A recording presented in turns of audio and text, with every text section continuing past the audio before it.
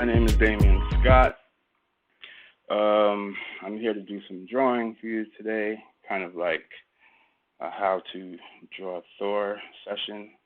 I would call it pretty much just an opportunity to walk through my process, my drawing style, things of that nature. So getting started, I typically don't do a whole lot of construction. I kind of like more like freestyling and just letting the line do what it do, and then doing the construction after. So the first thing I'm going to do is just sort of block in THOR's form, his overall form, his body. I think in this case, I'm going to have him holding his hammer over his shoulder, like he's getting ready to swing at somebody, but actually more like he's posing for a picture. Like I said, I usually keep my construction pretty loose at this point of the drawing. It's really more about getting the feel of the character, getting a feel of the overall composition. It's not super technical yet. So I'm pretty much happy with this at this point in terms of just the basic construction. One other thing I'm probably going to do at this phase is just start to sketch in some of the costume details. Maybe get his cape up in there.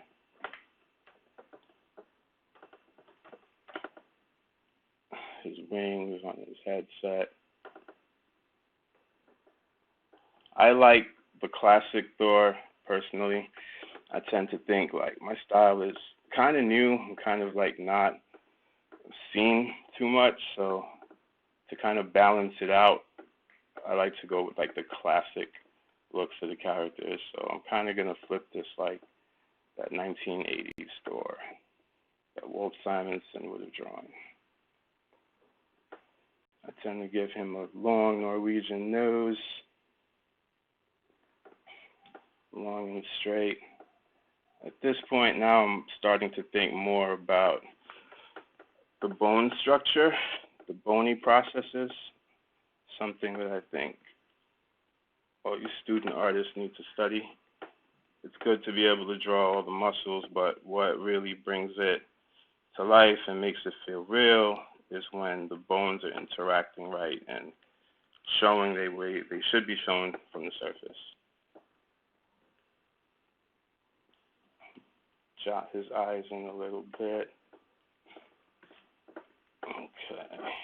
This one's going to be kind of quick. This is really just a warm-up sketch. After this, I think I'm going to get into something that's a little bit more involved, a little bit more complicated. So yeah, I'm going to make sure his hammer handle is nice and straight, not wonky. You'll notice that I have the THOR logo at the bottom of the screen. It's pretty much, I like to incorporate logos and graphics into my art. I just think it makes it a little bit more interesting. Okay, so now I'm going to fade this layer so that I can work on top of it, create a new layer, and go in and start to flesh out some of his details. Also with the colored ink, simply because I want to get the details right before I go in and ink it all tight and whatnot. I'm going to start with his face. At this point, I'm really just looking for angles, simple arcs that best represent what I want to express with the line. Get his eyes in there. He's kind of got a cocky smirk on. I think every superhero should have perfected their cocky smirk. Draw that hand in there. Make sure he's got a thumb. And again, when I'm drawing the hands, like I lock in the knuckles pretty early on. I lock in the bone structure because everything is kind of built off of that. So there we go. I'm going to suggest his hammer handle. Also, at this point, I'm still drawing through. Like, all the unnecessary lines can be erased or taken out in the next phase of the LS. Got his biceps in there.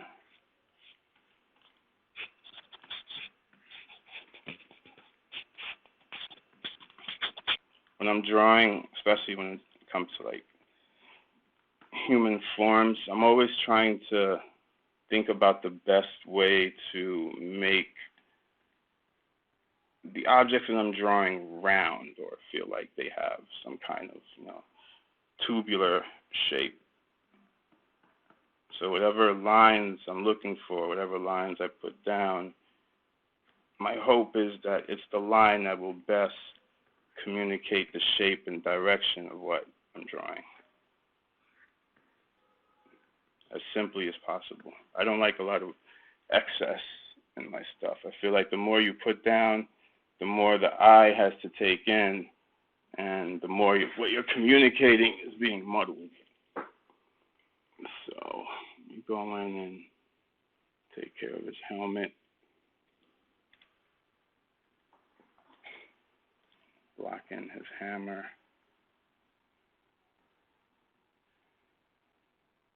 Meow meow, we call it, something like that. His wings. And again, at this point, I'm still mostly thinking in the big shapes, like not the little details. I can take care of all of that later.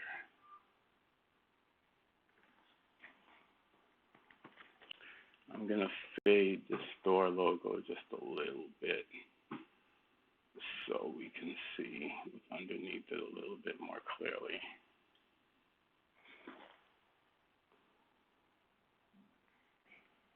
And again, the bony process, the clavicles. When you're drawing anatomy, you're always thinking about connecting points. What connects to what? What's moving in this particular position? Which muscles are tense? Like his chest would probably be a bit tense here, so I would definitely put some tension lines on it. Keeping it round with the rendering. Detail up his face a little bit.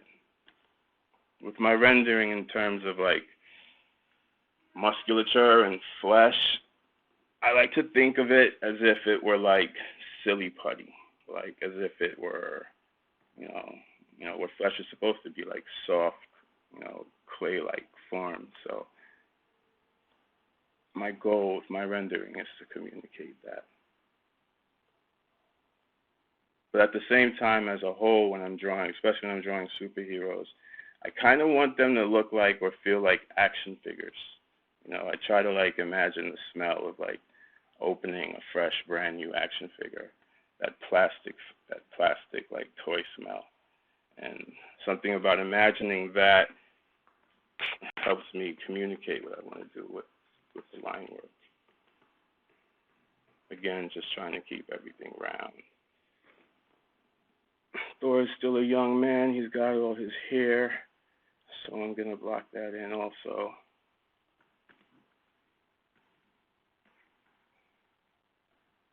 His irises.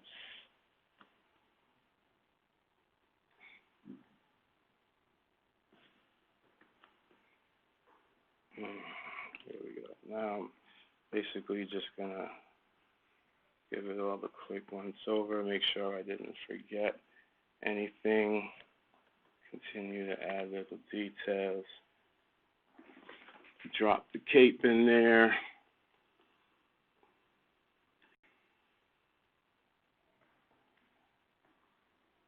Some of his cape is hiding behind there, but we're going to draw through it.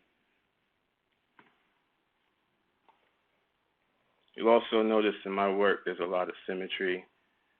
I just tend to like symmetry. I don't know what it is, you know. It just speaks for me. So making sure his overall shape is balanced with the logo. So it looks like I'm getting some questions in. So question 1 is, what inspires you as an artist? Everything, I would say. I would say life. I would say I could walk down the street and find inspiration, you know, like graffiti. Mostly graffiti's always been a big inspiration in my life. Just the way that graffiti keeps the city alive. I always walk around and think about how boring the city would look if it was just like brick walls and whatnot. Music is big inspiration also. I kind of want to flip it, like my favorite rappers.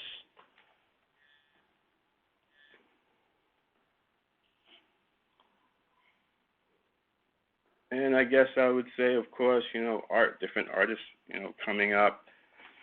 Joe Quesada was a big influence on my work. You know, like I was reading comics heavy in the 90s, but I was also working in a comic store, so I had the good fortune of being exposed to like a lot of different generations of artists, like Golden Age, Silver Age, and all that. And I've always been a huge fan of Will Eisner, Alex Toth, you know, Kirby, of course. I think Eisner, Toth, and Kirby are like my 3 kings. Like those are the 3 guys that I gotta check in on whenever I try to accomplish something.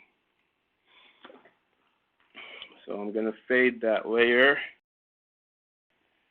so I can go on top and drop my black line in, and it looks like I have some more questions. Let me just get my pen set. There we go. The next question is, what inspired you to get into the comic book industry?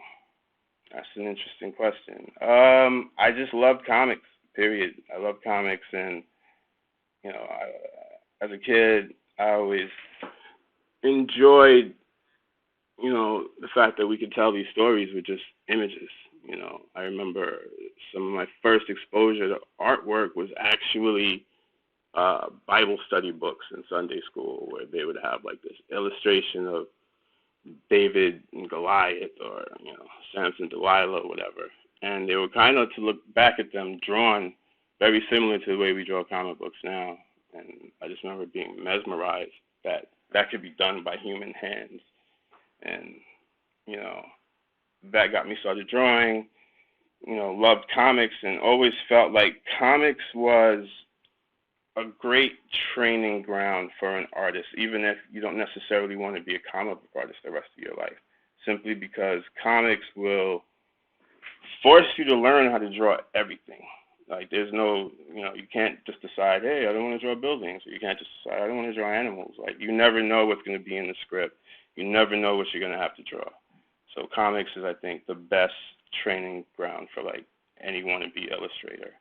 And I always hoped and planned that I would draw comic books for a while, but eventually move on to other things, and keeping up with trying to develop my art as an artist. So before I take another questions, get back to what I'm doing. So now I'm pretty much just, you know, dropping in my black line. Again, I tend to think less is more. So I try to keep it kind of simple. And making sure I'm representing the forms, especially, you know, back to those bony processes, because they really, like, give the piece a certain grit and realism.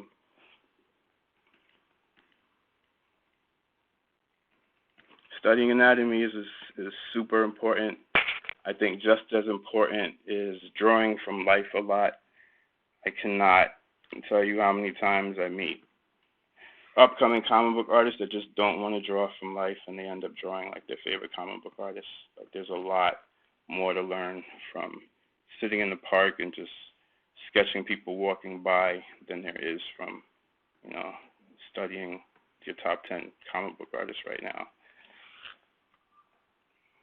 So I pretty much start my day by going to the park and warming up, sketching for like an hour or two. Whatever's available, trees, people, animals. On that note, I'll take another question. Let's see what we got.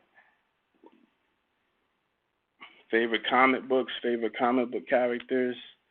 Definitely Spider-Man is my all-time favorite comic book character by far. And that's simply because I grew up in New York. And you ask me, Spider-Man is like the mascot of New York City. You know, like you can't grow up here and not love him if you're into comic books. And you know, if you live in New York, it's easy to imagine Spider-Man moving through the city and, you know, swinging from building to building, landing on this ledge and that ledge. It's like you can imagine a Spider-Man story just walking around New York City. You know, there's not a lot of other characters that you could do that with because they're from fictional places. And I would say second to Spider-Man is probably Batman and the whole, you know, those guys. But Wolverine, the X-Men in general, Black Panther. Those are some of my faves. I don't know why Gambit's always been an all-time fave. Also, I'd like to do something with him one day. So now I'm just texturing him up a bit. You know, again, constantly thinking about the forms while I'm moving around. You'll notice I kind of like work in different sections of the drawing. I tend to kind of work in a random circular motion, like I'm always working like around the piece. I don't know why, it just feels right. I think it helps to keep the whole thing cohesive.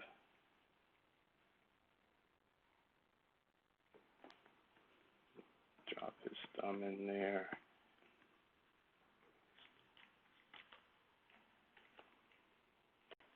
Yeah. Somebody's asking what programs do I use. I do use Illustrator from time to time, but I don't use it for comic book drawing. I would say I use it more for graphic design. You know, like if I need to do a poster or let's say a CD jacket or something along those lines, I would probably use Illustrator. For comics, I mostly use Manga Studio or Clip Studio Paint, I think is a newer name. I like it simply because it has the autocorrect for your line work, which makes it easy for you to find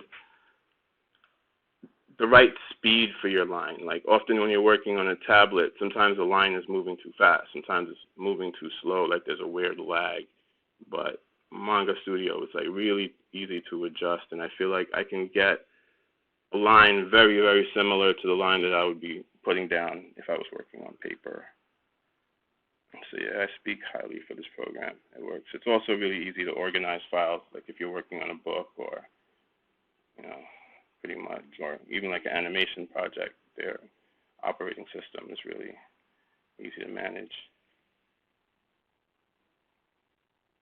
How do I draw for long periods of time at once? That's easy. The more you draw, the more fun it is. The longer I'm drawing, the more warm I'm getting and the more easier it gets, and the more I see, the more exciting it gets. It kind of takes on a life of its own, I would say. And yeah, because that's one thing about drawing that's I find to be magical is I feel like the drawing is already there in a lot of ways. Like it's already alive. It already wants to be created. All I'm trying to do is like realize it. And the longer you work on something, the more you realize it, and then you get excited because, you know, you're kind of like a passive observer just watching it. You know, you're like not necessarily, yes, you're creating it, but you're also like, you know, witnessing it come together, which keeps you motivated, which keeps you, you know, into it, keeps you alert. So yeah, see if we got any more questions. How did I get the opportunity to work for Marvel? I went to Kubert School in New Jersey, the Joe Kubert School, I should say. I had the very good fortune of learning under Joe Kubert in one of his last years there. And during our third year of Kubert School, they took us on a trip to the publishers, to Marvel and to DC, I gotta say. And they kind of reviewed all of our portfolios. You know, to this day, I still feel like I got lucky because I really wasn't that good. I was, you know, I think I had kind of like a cool style, and it was close to the style of the day, and editors like that. But I still had a lot to learn. You know, I feel like I had to learn while I was earning, pretty much, and that's always been kind of like a difficult thing to do because you're fully exposed in a lot of ways. Like, people get to see your mistakes. But on the good side, they also get to see you develop and get better. So that was always a challenge. And my first year was tough. You know, deadlines are hard. I definitely blew my first deadline by a lot. It was just, you know, the nerves of drawing something that you know the whole world is going to see. That was new. And not having a style or having tricks. Like, when you're a veteran, you have developed tricks. You develop all these different ways to do things to save time and whatnot. But, you know, when you're first starting out, it's like you've got nothing to work with. You're just trying to do the best that you can with an empty library. But you learn as you go along and you get better. So I think I'm almost at the point with this where I might want to drop a little color on top of it. I'm not going anywhere near full finish on either of these. I kind of just want to, you know, show a sample of what I do. I would spend a lot more time on these if it was for a legit job. I think we're almost at the point where we can just start to spot. And some of what I'm doing right now is just spotting my blacks. Like, I can kind of see them already, so it's just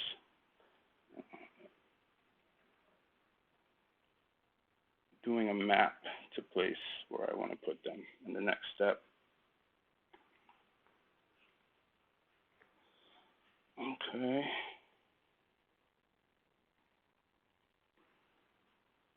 Do a little bit more with his hair.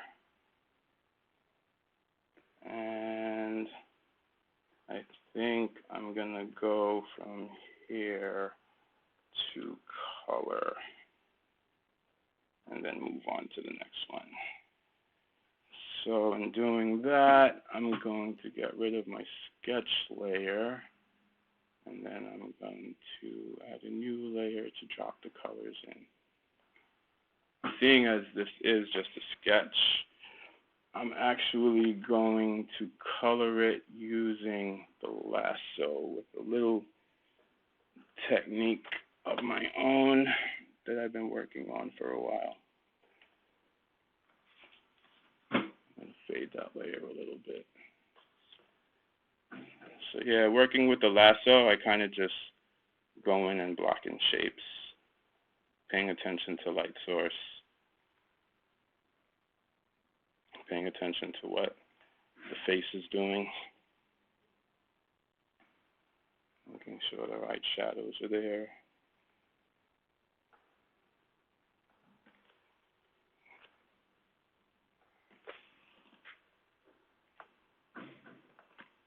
This is actually the really fun part for me. Same thing with the hands. I actually have a little technique that I add here. And again, this is really just quickly highlighting shapes with the lasso and filling them in with color. But, you know, paying attention to the anatomy, the overall design.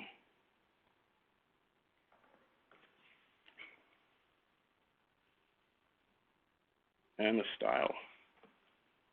If you want to keep the style consistent throughout the drawing.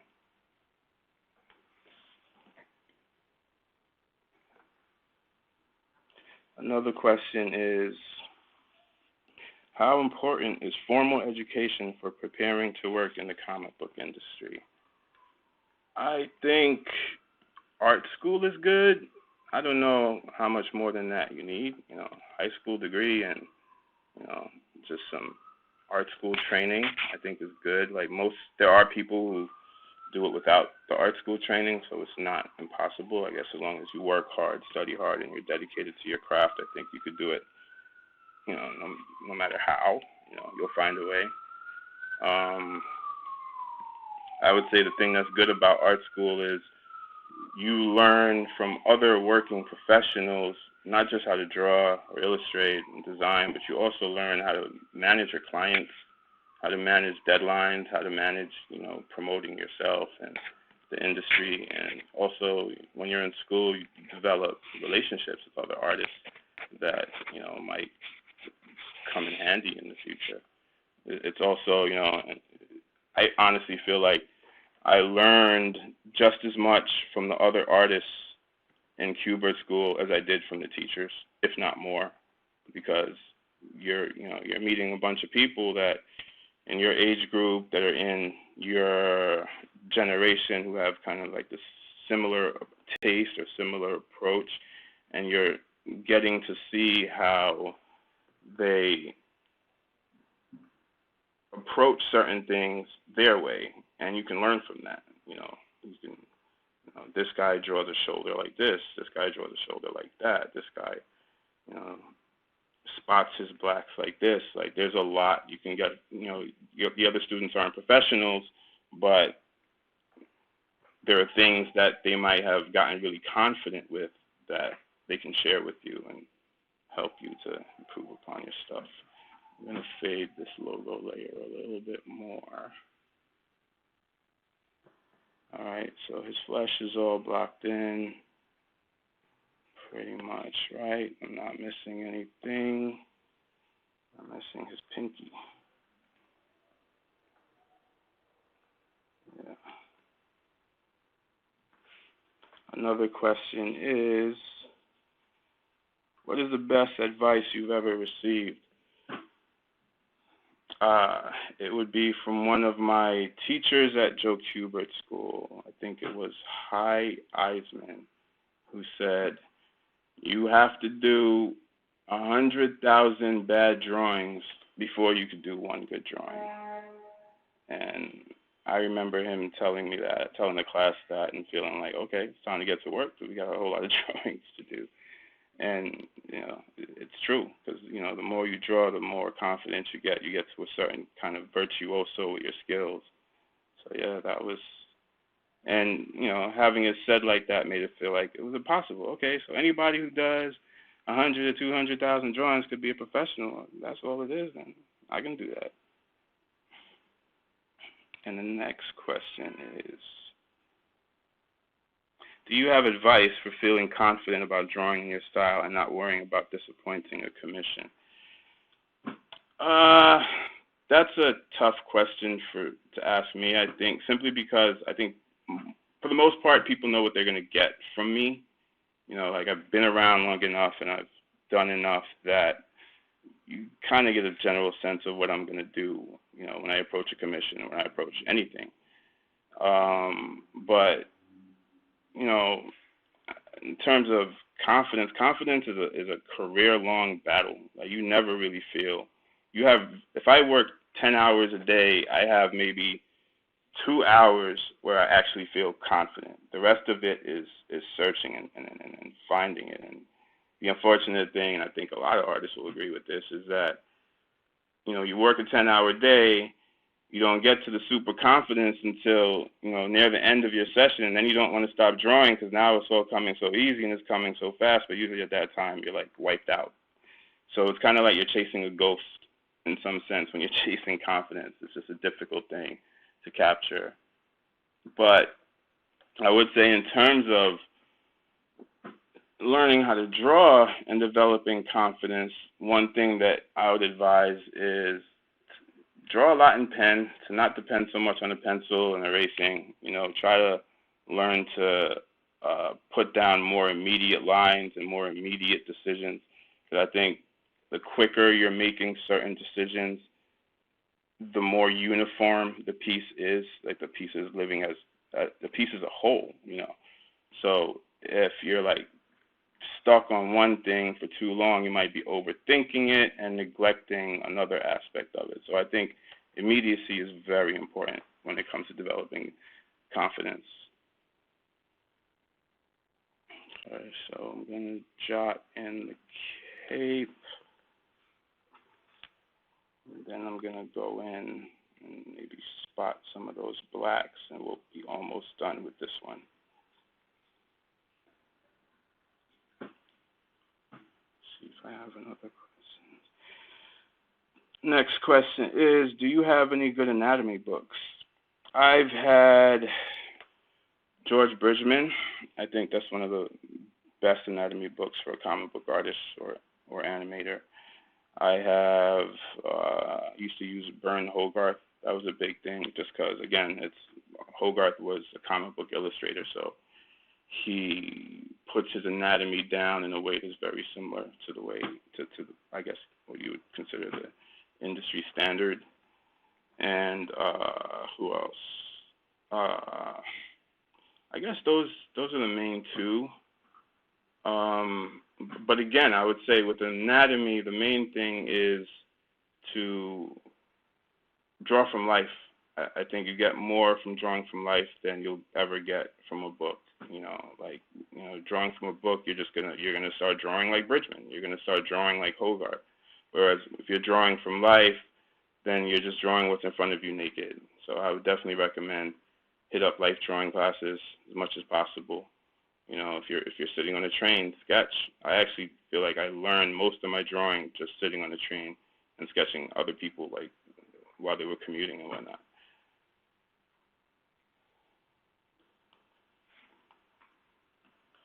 Okay, my next question is, where do you start when drawing Thor, the cape or the hammer? In this case, I actually started with the head. Like, I started with the head, and everything else kind of bloomed out of it, I would say. But, you know, it's pretty much up to the individual where you decide to start a drawing. It's, you know, I tend to see the drawing on the canvas before I start, so I just put down what I see, you know, like it's not, so typically I can pretty much start anywhere, being that I put down what I see. I would definitely recommend to try to like envision the piece on the page, you know, before you get started and all of its parts. And that way you know that it's fitting right within the canvas and with all the other elements, especially when you're designing a comic book page, because there's so much to think about on a comic book page. Lettering and, you know, spacing and whatnot. So I'm almost done with this one, I think. I'm just going to drop in a few more little bits here and there, polish it up a little bit. And then I'm going to move on to a full figure shot, which I think would be a little bit more fun. Yeah, so yeah, still coloring. I'm just drawing shapes with the lasso, filling them in. But also thinking about lights and blacks.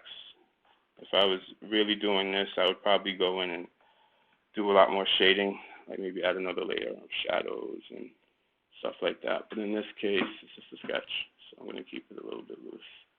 Maybe I'll do that with the next one.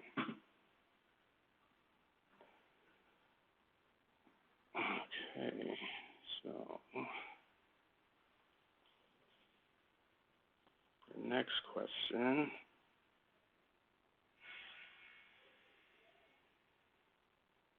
is, just a moment. So before I close this one out, I'm going to drop that logo back up and put it on top.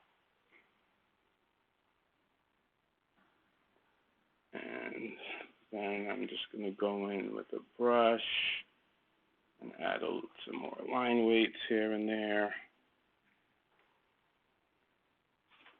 just to make it a little bit more refined and give it a little bit more weight. When it comes to inks, I usually have an inker inking my work, but when I'm sketching like this, I can just do my thing really well.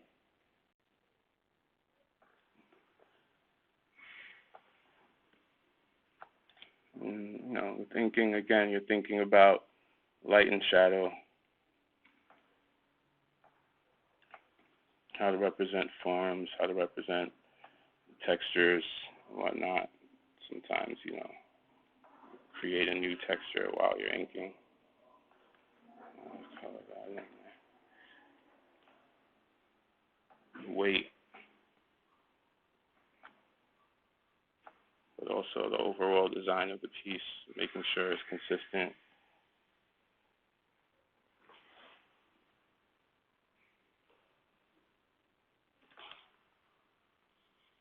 Get those bony processes.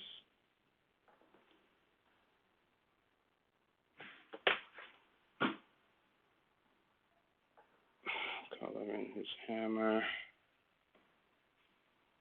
And I'm going to get this shadow right here.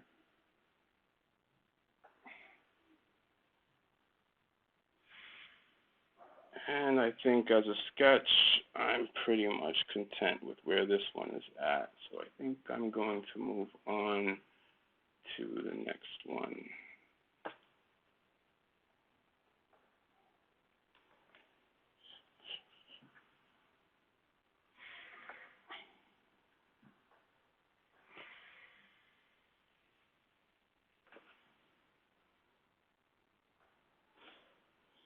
Yeah, Thor's always been one of my faves. I've actually been really into Vikings and Viking culture lately. Maybe watching too much TV during the pandemic or whatnot. But, you know, Norse mythology is some interesting stuff, man.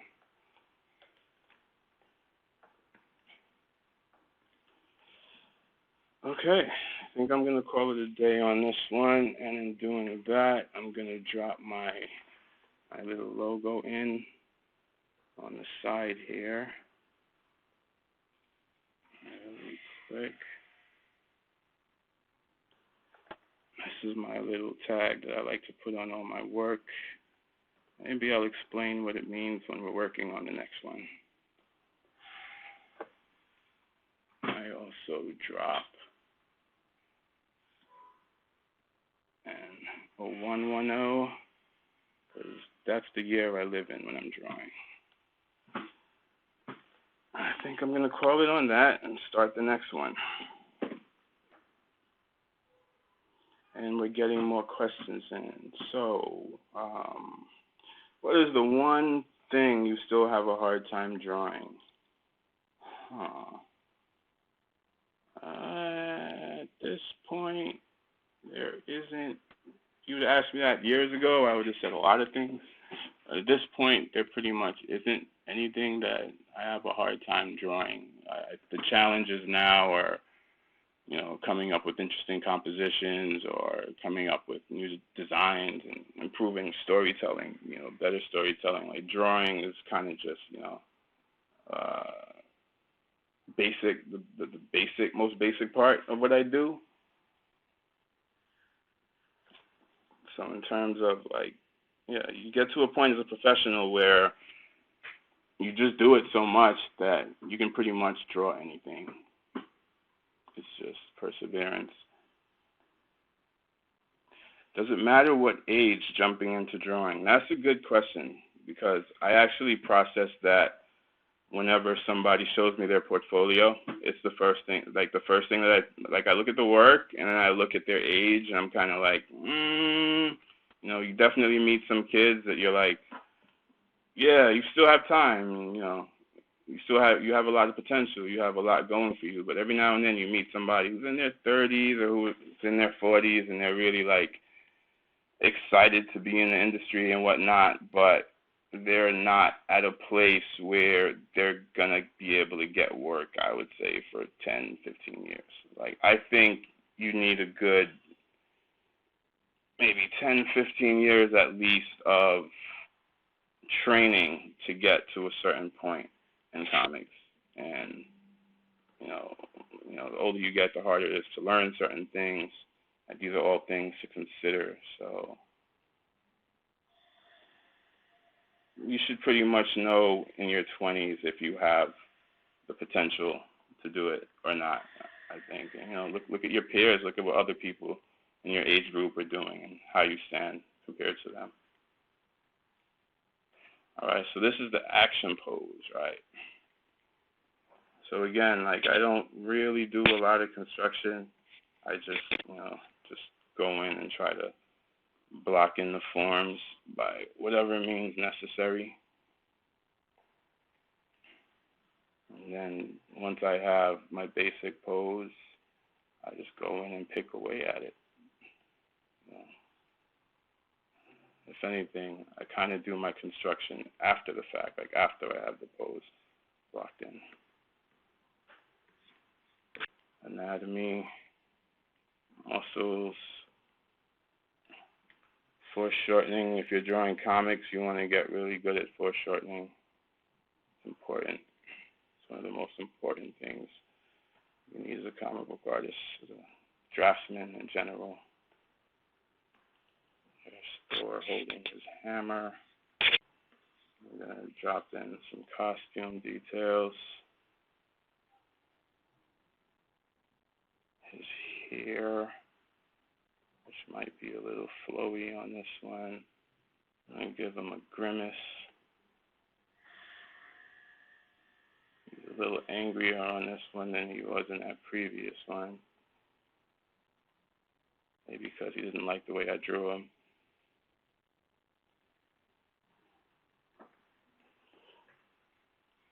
More costume details.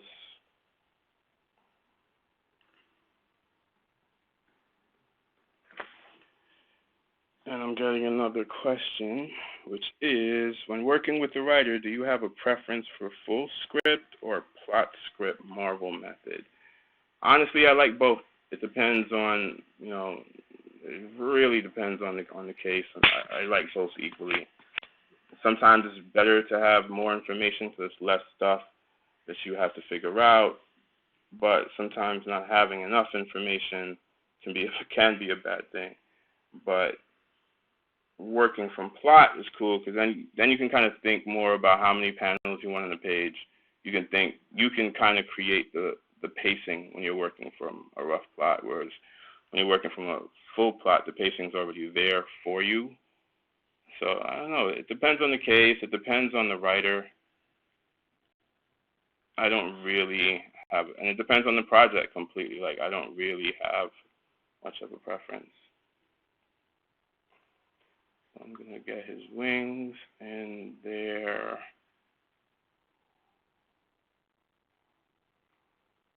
And some knuckles, going back to getting them bony landmarks in there. A little bit of his rib cage, suggest his clavicles. His arm is kind of tense, so I'm going to add some detail there. Make sure he has 5 fingers. You don't want to be the guy to draw somebody with 4 fingers. And then I'm going to throw the cape in.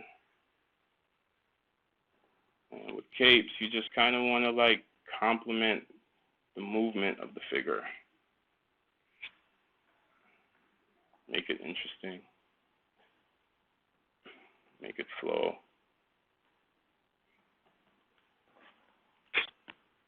And I actually feel like I'm at the point where I'm ready to clean up the line work on this just a little bit. And I think I have a little time, so I'm going to play around having a logo at the bottom. Also,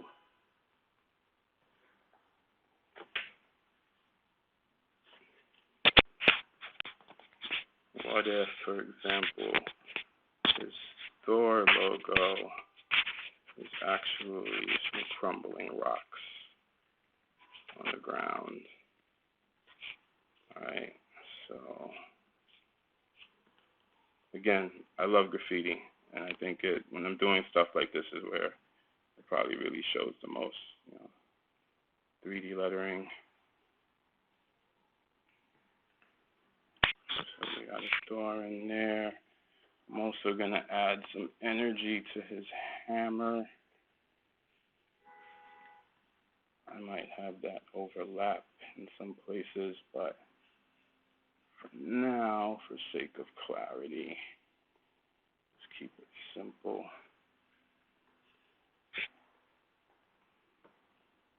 Add some 3D to these letters.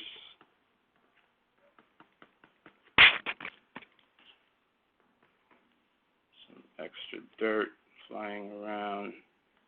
He is the god of thunder, right? So he's got to look powerful. He's got to look like, because every movement shakes the ground underneath him. So add some more dirt to that. And almost ready to go polish on this.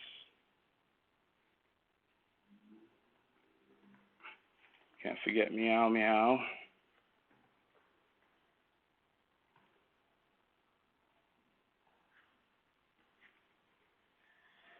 My wife didn't love THOR until somebody started calling his hammer meow meow. So I gotta give her a shout out for that. And like with the other piece, I'm going to fade this layer to about 20%. I'm gonna get rid of that other logo because I don't need it no more. And create a new layer, and I'm gonna go in and drop some black line on top of this. Let's see. And while I'm doing that, I'll take another question. Is there a facial expression that you don't like drawing?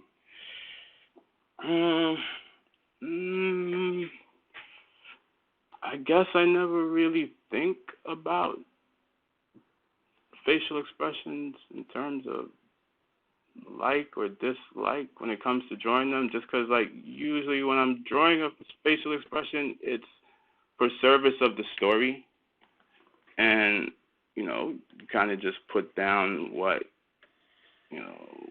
being communicated by the person. Like, I think a part of being a comic book artist is the acting. I think some of the best comic book artists do really good acting within a comic book page, and if you got to have the ability to like feel what the character is feeling. And I think if you're tuned in, you're emotionally involved, that it kind of just comes out. It kind of just comes out, and it kind of just comes out naturally. So yeah, like that's pretty much my method for handling, I would say, difficult expressions. And I've had instances where I was drawing a female character, and here I am, like, dude, and trying to communicate something the way a female would communicate it. And that can be difficult. But in those cases, I, turn to my wife and, see if I can get her to do a pose down or something like that. Just so I'm paying the proper respect to, the differences between the male and the female. And the next question is there a character I would love to draw? I think I've pretty much drawn all the characters I ever wanted to draw. Like, I got to draw Spider-Man, I got to draw Batman, I got to draw Ghost Rider, all of my top, I guess I would say my top 10 at some point or another, I've got to draw a published version of. Other characters that I maybe haven't drawn that I might be interested in, I would like to do like a Wolverine comic. It's just something, I tend to do more like urban stuff, like, Wolverine tends to be like more natural, like out in the jungle or some forest or something. I would kind of like to have something like that under my belt. So yeah, we'll see what comes down the pipe. Now, basically just tightening up the drawing. Again, I'm not going to do like crazy polished inks on this. I'm just going to, try to give you a line work that matches the time that we have to work.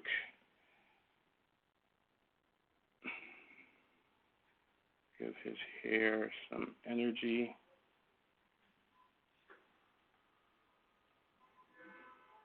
I remember a time when it was hard to draw hair. Like, it took me a while to figure out just, how I wanted to approach it. And, when you're starting out, you kind of copy other people, but then, as you develop, you find your own ways of doing things.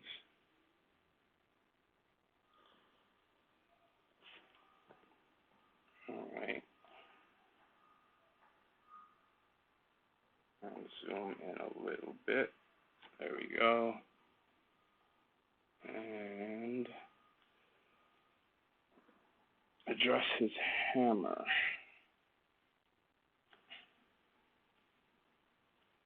And the other question is, my daughter is 14, and she is inspired by this type of art. What program can you recommend for her to start drawing with? Definitely Clip Studio. I would say for a beginner, Sketchbook Pro, I think, is also a pretty good program. One of those two. But more so than that, I wouldn't even recommend using a program at that age or at that point. I think you got to get your skills down on paper first, and then you adapt those to the program. The program is just a tool to make the most of what you already know how to do. So yeah, I would get her sketchbooks and paper, and I would take her out to the park and say, draw that tree, draw that couple walking by, draw, those kids on the skateboards. Like, yeah, that would be what I would recommend for where she's at right now.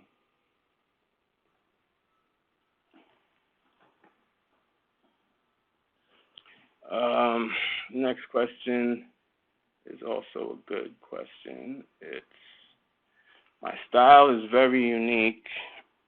Did you find it hard to get accepted initially?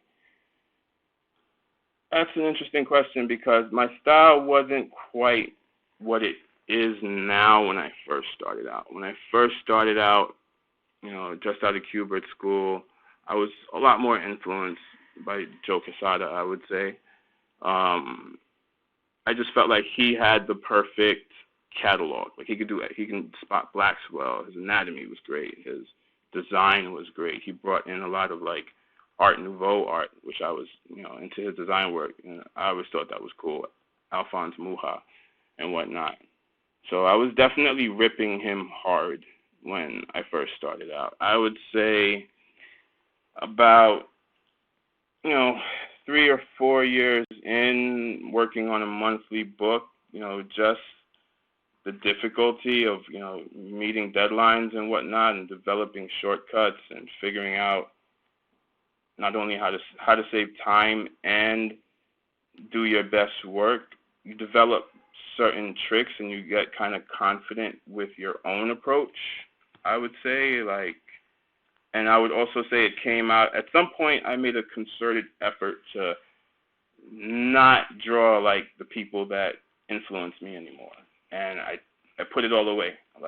Didn't look at American comic book art for a while. For a while I was only looking at European comic book art, just because, they kind of use a different, playbook of tricks over there, and added some of that into my style. I think, to really develop your own style, you have to throw away a lot of what you learned, because a lot of what you learned is really somebody else's handwriting. And so when my style, I think, started to develop its own unique sensibilities, it definitely became an issue industry-wise, because honestly, I wasn't so much aware of the change in the style. I felt like it was more like my natural handwriting that I had, discovered. But to look back at it now, there is a general house style in the industry. And if your style is not in sync with that, the work is just going to look off to people. And it's not necessarily to say the work is bad. It's just sometimes people don't know how to swallow something that they're seeing for the first time. They're used to this certain set, established rules of how to do things. And that could be really restricting. It could be really like, I don't know, like I feel like as an artist, our responsibility to the world is to give our unique voice. Like that's why we're here. Like otherwise it's like, what are you doing? You're just a craftsman like getting a check. Like I think our purpose really is, to put down our voice, and that voice speaks for how you grew up, what you're into, what music you like. It speaks for a lot of different things, and when people look back on your work, it'll be that voice that communicates your generation. So having kind of like this graffiti voice in my work, hey, it's like not only did I get to draw comic books, but I also got to show the world what a guy from Brooklyn, who grew up within hip-hop culture would do if he was drawing a comic, like what voice he would be speaking through. And I think that makes it special, that makes it different. So over the years, I've kind of like found ways to file it back. I've matured. I think I was a lot crazier with the work back then. But what's kind of cool about it is with all the experimentation, I developed a nice catalog of tricks. Like I feel like I have so many tricks right now, I can't even count. So yeah, I definitely speak strongly for developing your own personal style, your own personal voice. Don't let people tell you that you can't do things this way or that way, because a lot of those people don't even know what they're talking about, to tell you the truth. Your voice is your value as an artist, simply put. So I'm going to block in some of these broken letters down here. And, that question was right on point, because I wouldn't be able to do what I'm doing right now had I not been into graffiti as a kid, had I not ran with the graffiti community and whatnot. This is all from the streets.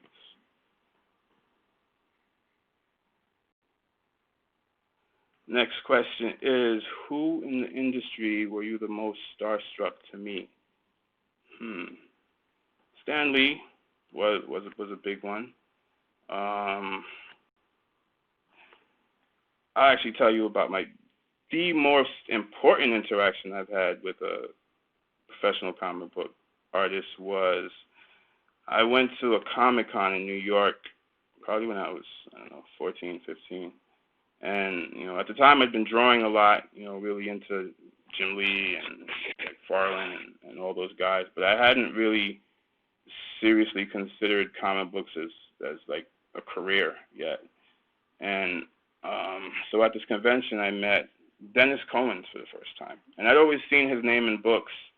I was always a fan of his work, but I had no idea that he was a black guy, to be completely honest with you. And when I saw that Dennis Cohen was a black guy, my career started in that moment, like legit.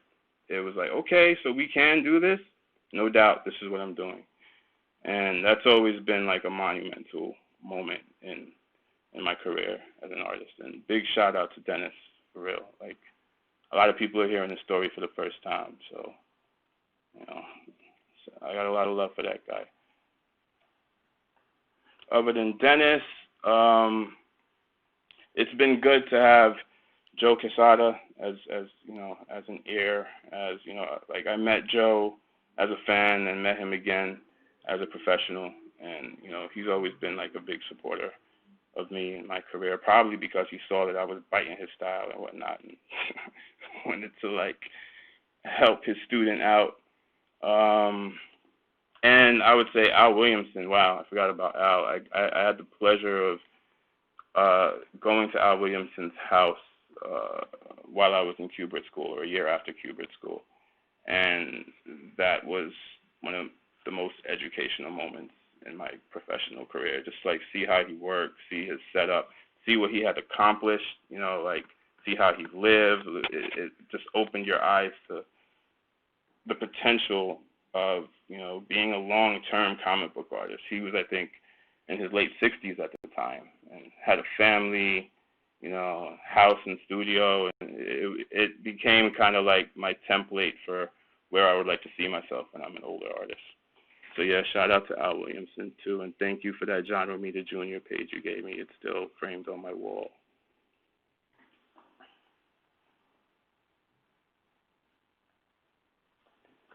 So I'm gonna continue detailing this up. I'm kind of falling into my zen at the moment. I'm a little bit warm now, so pardon me if my voice gets all airy and weird. So yeah, inking, rendering, light, shadows, depth, making sure things look round. I feel like the more form you have represented in the picture, the more interesting the picture looks. It's kind of like a graffiti wild style. What's interesting about a wild style is that it's moving in so many different directions at one time that it's kind of like making your eyes dance. And I try to do the same thing with the comic art. You know, like this arm is going that way, but that leg is going that way, and this leg is coming this way, and this arm is going back there, and his hair is going over there. It's like it's like a song. It's like one element is the beat, one element is the lyrics, one element is the piano. But making sure they're all moving in a certain harmony, and that it's one cohesive piece is the real goal. Play around with some of this smoke. I think I'm going to do his lightning on another layer. Get the rest of these wings in.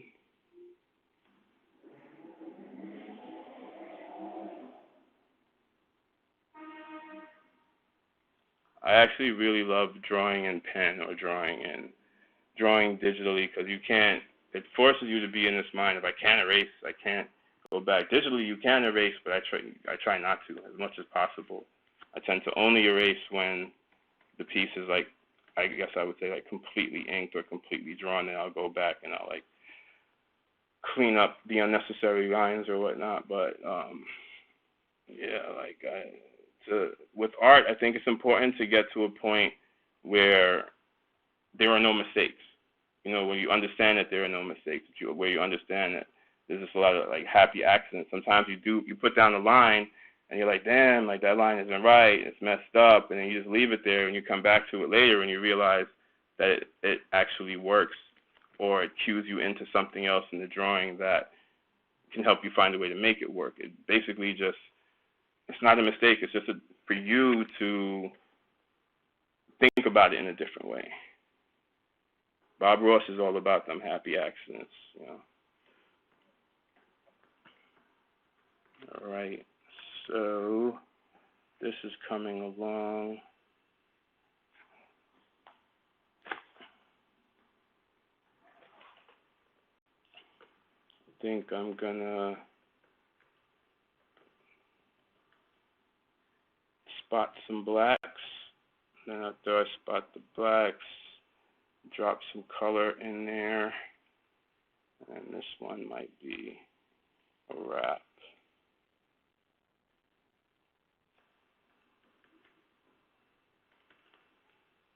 I tend to think I work pretty fast, but it's again just because I know my stuff, like I know what I'm doing before I get there. Like new artists don't necessarily have to worry about working fast yet, just worry about putting it down right.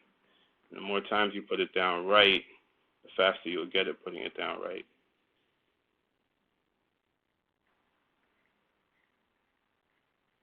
And again, with my rendering, always keeping it volumetric, like keeping things round, making sure they're moving in the different directions.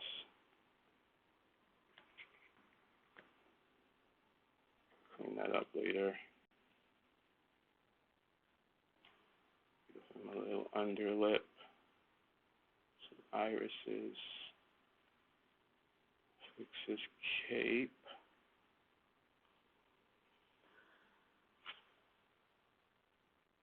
And yeah, this is about ready for color.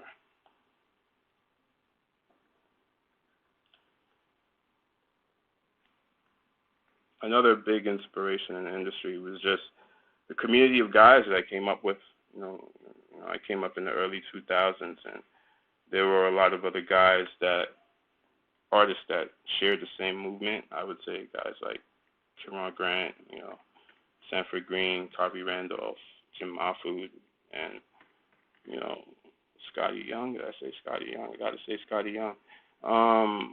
Yeah, like having those guys and being able to chill with those guys and, seeing that they spoke from the same sensibility was really inspiring. You felt like you were part of a movement.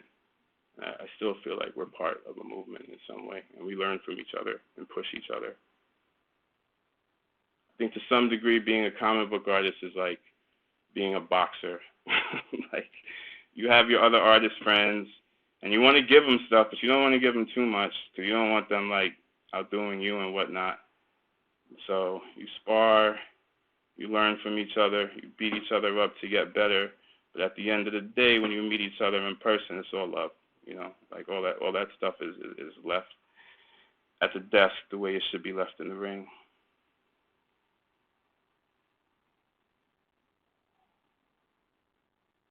Competition is always a good thing. And I'm getting another question from Fed Up Somehow. Prior to comics, aside from graffiti, what sort of art did you like or did I do? It's an interesting question. I do a certain amount of just like, regular illustration work. Like I might do like a CD jacket here or there. I actually really enjoy apparel design, like t-shirt design, making t-shirt graphics, things of that nature. I enjoy doing like flyers for like club events. Let's see. I also just enjoy like abstractly painting. Like if you were to see my studio and my apartment, like I paint on everything. My wife hates me. Like I paint on the furniture, all the walls are painted. It's like ridiculous, but I have this thing where I just don't like white surfaces. And customs, like I like painting sneakers.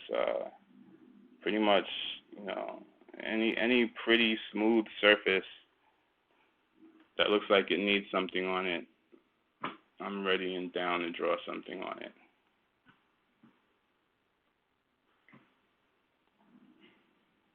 And of course, like murals and stuff too, which is not necessarily graffiti. Graffiti is more like bombing, but every now and then I get a mural, and that's an opportunity to collaborate with other graffiti friends and whatnot, and that's always fun and educational. I think one of the main things I took from graffiti is learning how to work with other artists and learning how to learn from other artists, because you get a lot from graffiti just doing your little black book sessions, and when you're like painting a wall together and somebody's like showing you like their techniques and whatnot, like that kind of bled over into how I approach comics and pretty much all the illustration that I do. All right, so spotting the blacks.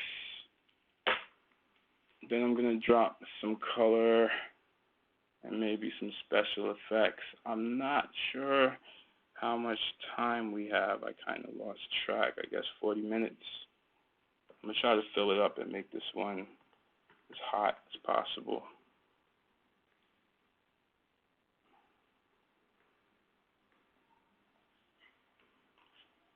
And I actually might erase a few lines here and there. Let's clean up the excess. Then I'll get into the color stage.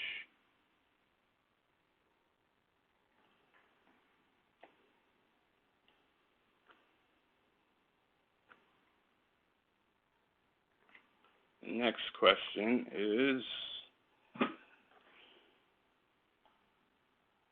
Are there tricks to conveying believable weight and movement? Yes, there most certainly are. It depends, I guess, on what specifically you're trying to achieve. Like with this piece, for example, let's see. With this piece, for example, it comes down to like how things are relating to each other.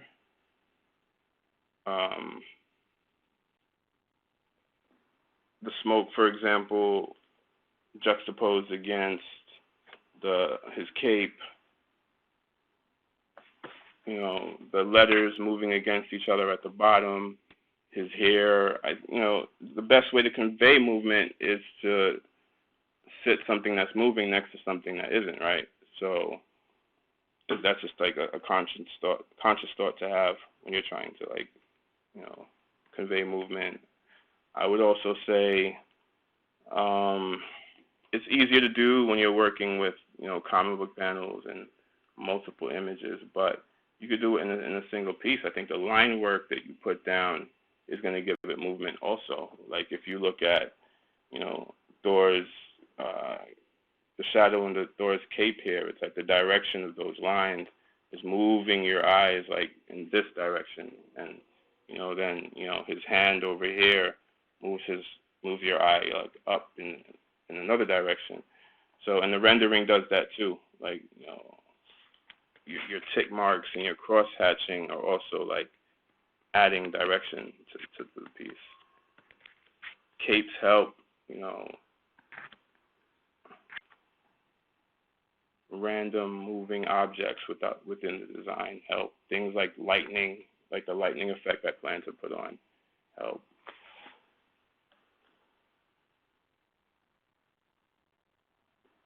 All right, so I think I'm gonna start coloring this up.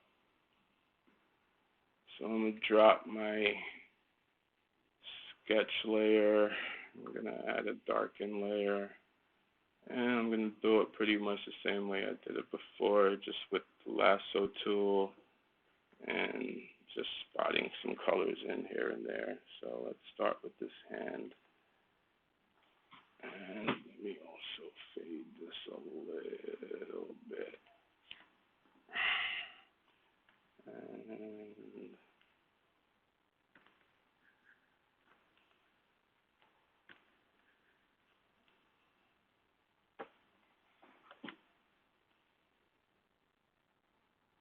okay, it's looking all right.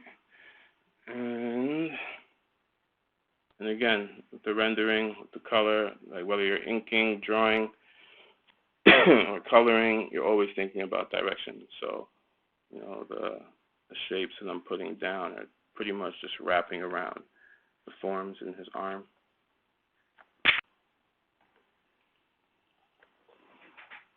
Do the same thing with this hand.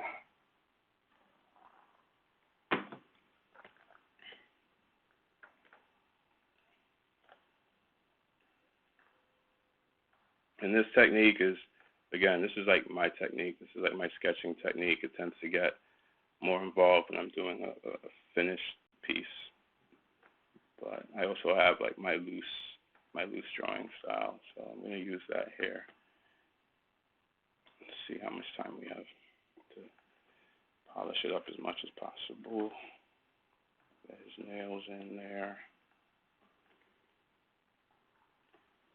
And his face, you want to try to imagine a light source. I want to say from now, it's probably going to come from his hammer. So I'm going to keep it a little bit light on his left side.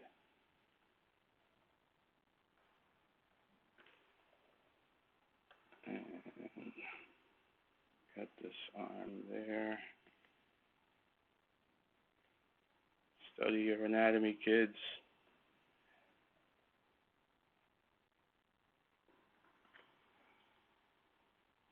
And we have another question, which is, when you're drawing something, how do you know what areas to fill in with the blacks or the shading? those are design choices. You know, that's I tend to do it for the purpose of eye movement. You know, like again, I like to keep the eye moving in like a circular motion around the piece. So that's why the blacks are here and the blacks are down here. Um, but you can also use it to frame. There's like a lot of different ways. It's like a really open question. You can use it to frame certain things. Like say you want some part of the illustration to stand out. You know, you drop a lot of black around it. It depends on the particular piece, but the basic rules are, you know, black is best to use to help establish weight for one thing, and design, really like planning the design. Like Frank Miller is great with that. Like Frank Miller's blacks are amazing. But it also isn't just blacks, it's like textures. You also want to like think about the grays.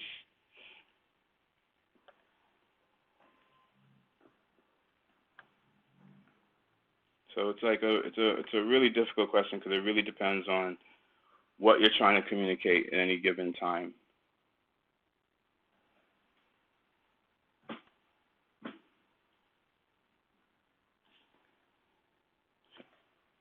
All right, so let's fill some of these colors in. I forgot a black over here. I'll drop that in. Whoops, that's supposed to be black. Have I done a lot of conventions? Yes, I've done a fair amount. I try to do New York Comic Con every year. I actually haven't been able to make it out to San Diego in a while. It's just a little bit too much, a little bit too crazy for me, to tell you the truth. But yeah, when I get an invite, or you know, or if it's a time where like I need to like get away from the house or something like that, yeah, I'll do shows. But you can pretty much bank on seeing me at New York Comic Con every year. That's like that's a regular thing. And to tell you the truth, I mostly do Comic Con so I can see the other homies, so I can see the other folks in the industry that I mess with. You know, it's like the only time we really get to catch up. So.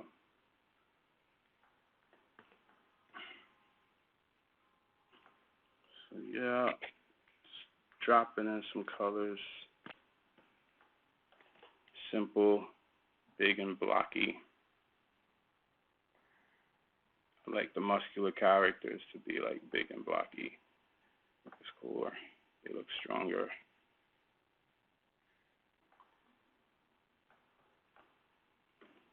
Just got his shirt in.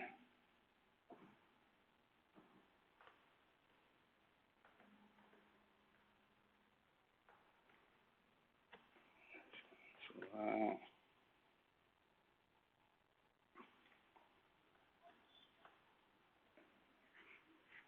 Go back to meow meow. Meow meow isn't blue, it's gray.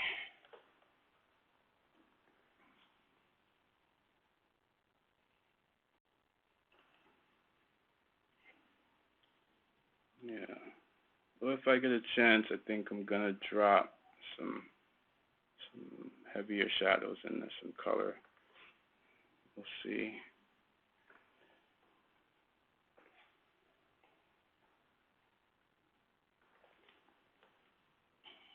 His neck.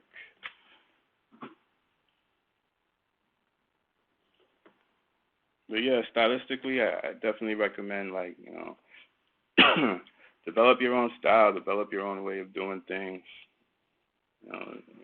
We definitely have like a nice foundational set of tricks passed on from like, you know, ages of other comic book artists, but you know, part of our duty is to add to those tricks and leave something for the next generation. Especially now that we're like in a digital world, I feel like, you know, the world of working on a Cintiq tablet is like so wide open. There's like so much that we haven't discovered yet, and so many new innovations like waiting to be born, and that's kind of exciting to think about.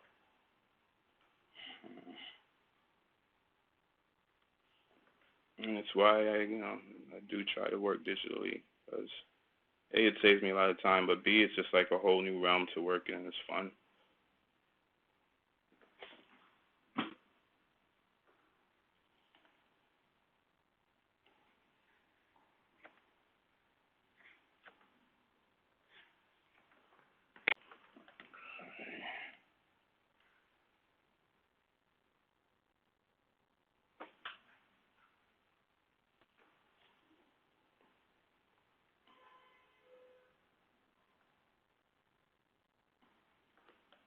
Somebody's asking me about my first portfolio interview. Yeah, that was, fresh out of Cubert school. I think I was 21 at the time, and I had some Spider-Man samples that I took up to Marvel. I think the editor at the time was Ralph Macchio, who was really kind to me and gave me a lot of advice, helped me make my portfolio stronger.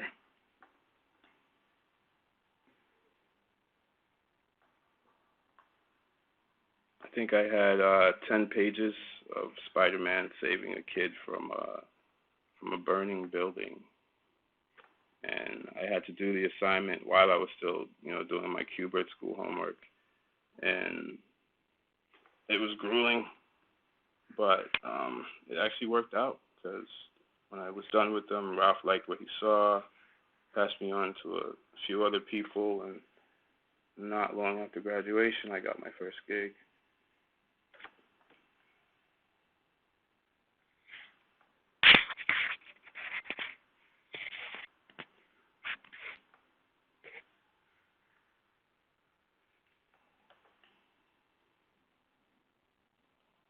I just realized I forgot costume details, so I'm going to have to go back and fix that if we get a chance.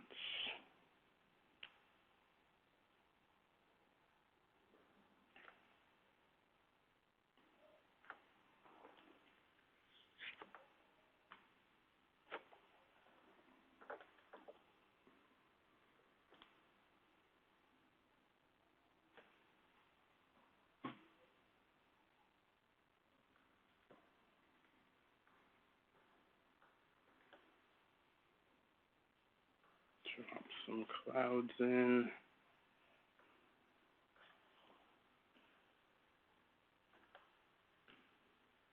I think he's on a foreign planet somewhere, so when I'm done spotting the colors, I might try to put some stars in the background.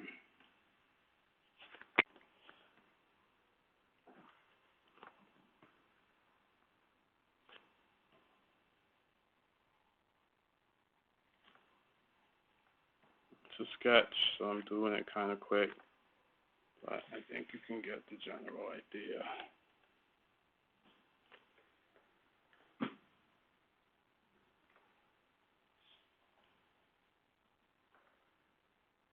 Walt Simonson is definitely my all-time favorite THOR artist. Definitely him and Jack.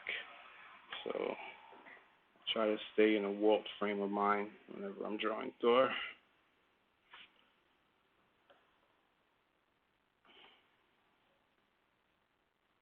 The classics.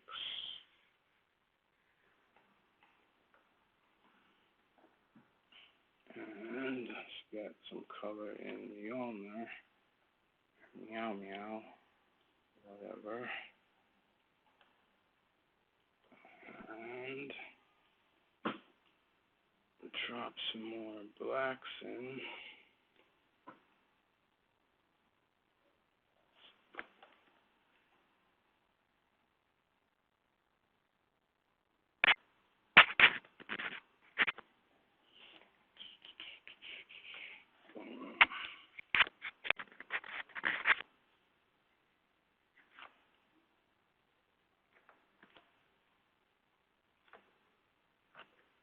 Yeah, with blacks, it's all about weight, man.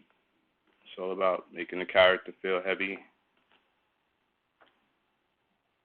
strong. you know, helping give things direction, I should say. It's moving this way, it's moving that way.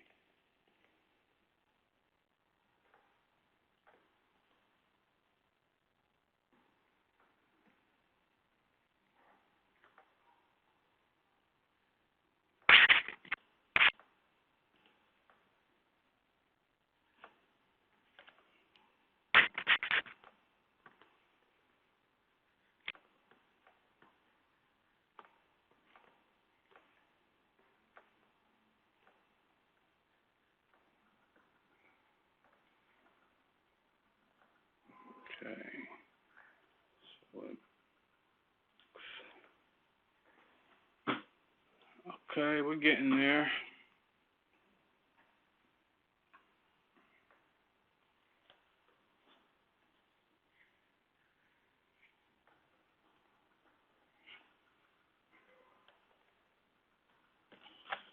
And we got another question.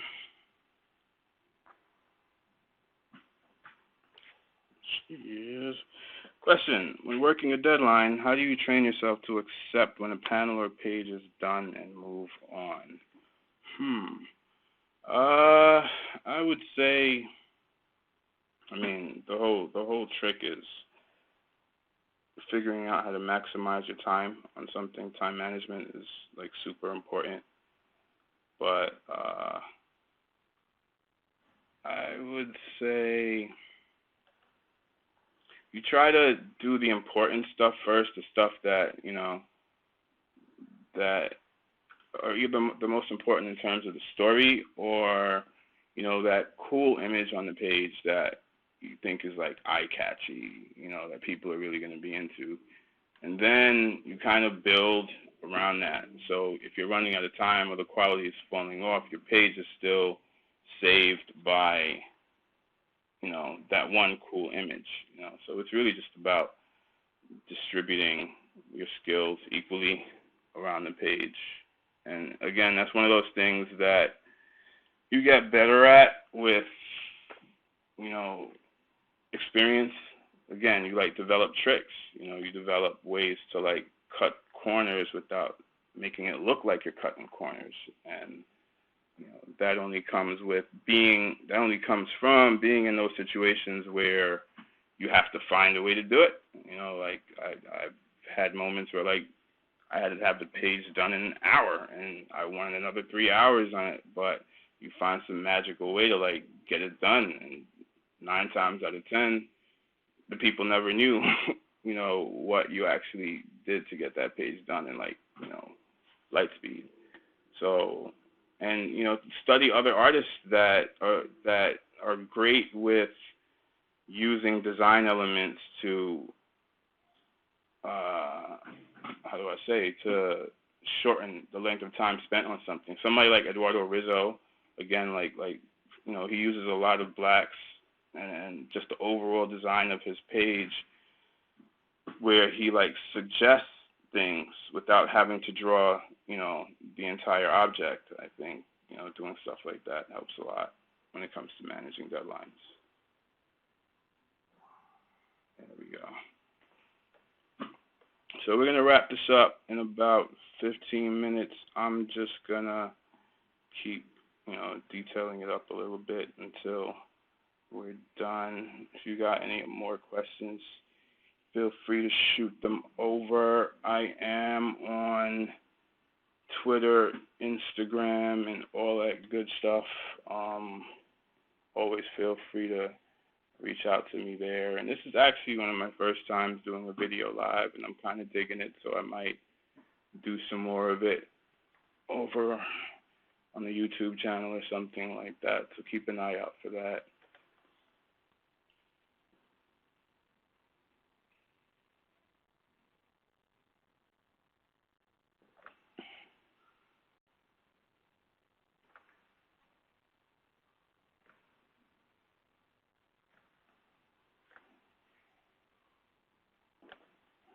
Yeah, definitely feel free to send me any more questions that I couldn't address here on my social network feed. I'll be happy to answer.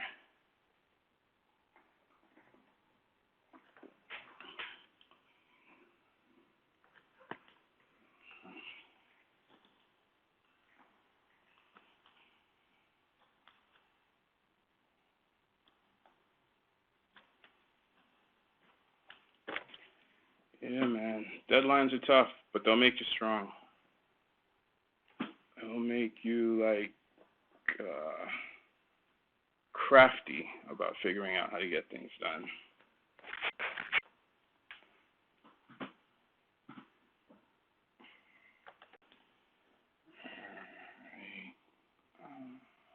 Let's see what else I could do to this before it's time to wrap it up.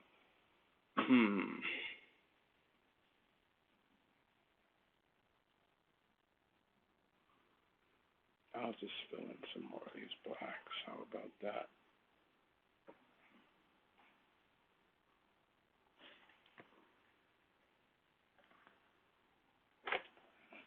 Color.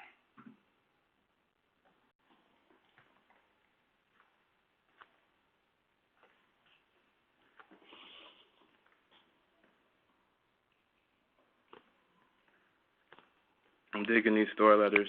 That came out cool. I might use that again somewhere.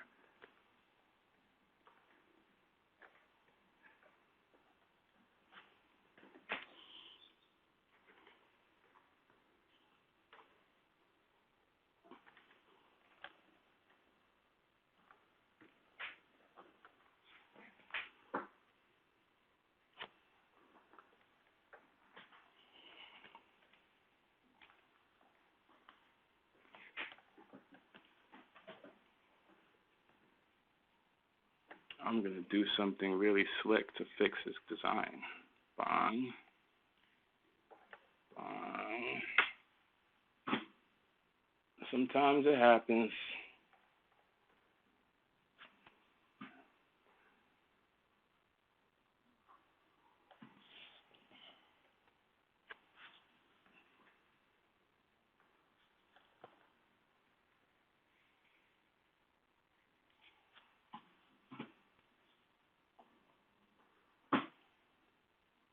The great thing about working digitally, a lot of different ways to do things.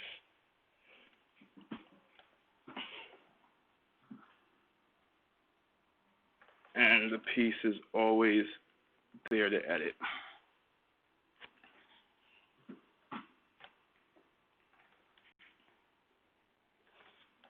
Something like this.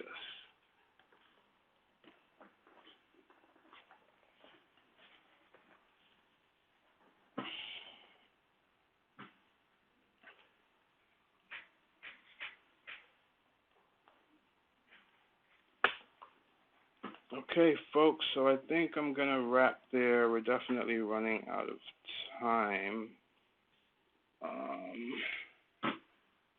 Thanks for your questions, and thanks for taking the time to check out what I do.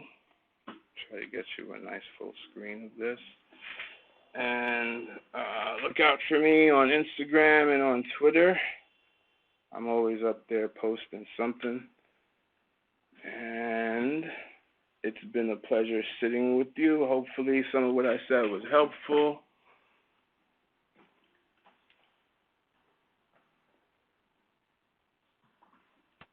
And I offer my greetings and salutations to all my fellow artists out there doing your thing. Peace, homies.